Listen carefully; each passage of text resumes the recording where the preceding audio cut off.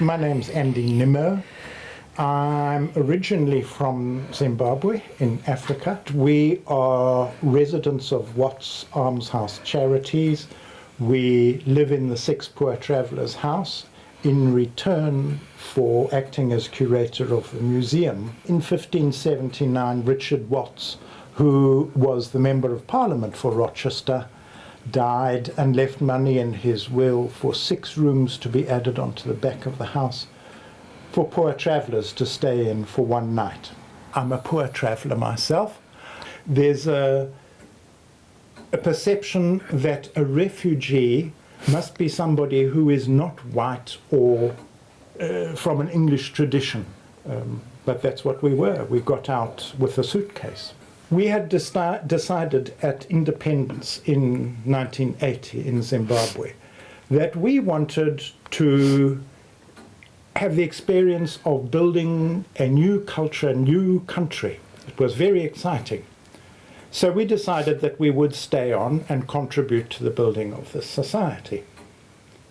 And for a while, it was very, very good. And then increasingly, there was a lot of rhetoric from the government about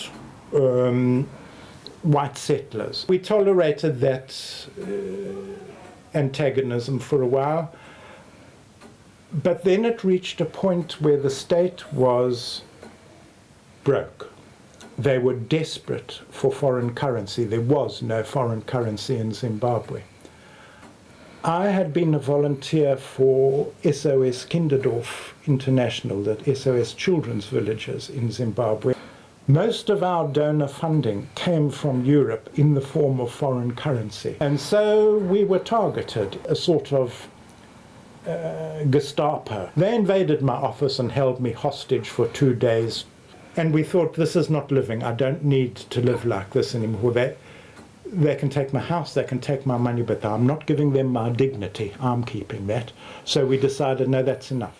To get out of Zimbabwe meant that you had to abandon everything. You were not allowed to take anything.